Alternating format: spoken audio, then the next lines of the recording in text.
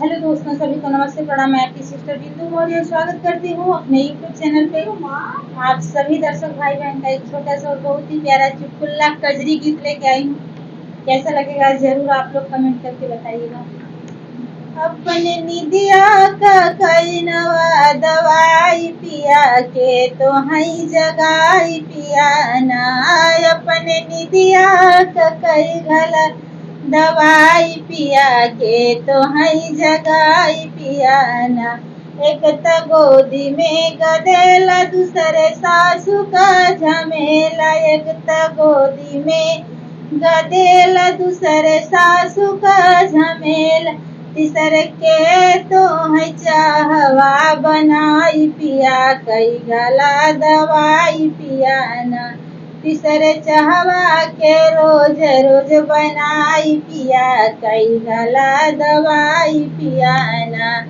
अपने निदिया का कई गला दवाई पिया के तो है जगाई पिया ना। एक त गोदी में गदेला दूसरे गोतिनी का झमेला। एक त गोदी में गदेला दूसरे गोतिनी का झमेला। तीसरे खानवा न हमसे बानी पाई पिया के तो है जगाई पिया ना। तीसरे खानवा न हमसे बानी पाई पिया के तो है जगाई पिया ना। अपने निदिया का कई घला दवाई पिया के तो है जगाई पिया ना। अपने निदिया का कई घला दवाई पिया के तो है जगाई पिया ना।